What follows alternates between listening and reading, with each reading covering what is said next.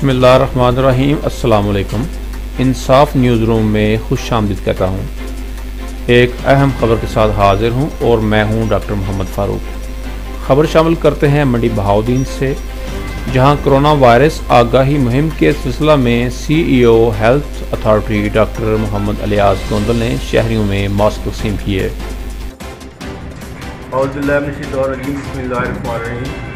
Corona की जो दूसरी लहर है, इसके हवाले से बताना ज़रूरी है कि उससे ज़्यादा हमने एहतियात करनी है। सोशल डिस्टेंसिंग, मास्क और अपने हाथों को बार बार साफ रखना, ये अपनी हैबिट और लाइफस्टाइल बनाना है, ताकि कोरोना से हम इंशाअल्लाह ताला जो सेकंड वेव है इससे भी हम बच सकें। जिस तरह पहली वेव में हमने मेहनत की है, अल्लाह पाक हमें महफूज है।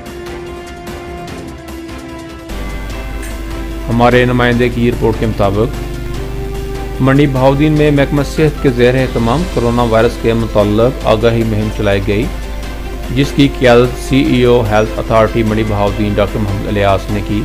उन्होंने मुहिम के दौरान मीडिया से गुफ्तगू करते हुए कहा कि कोरोना की दूसरी लहर में सबको एहतियात करना होगी।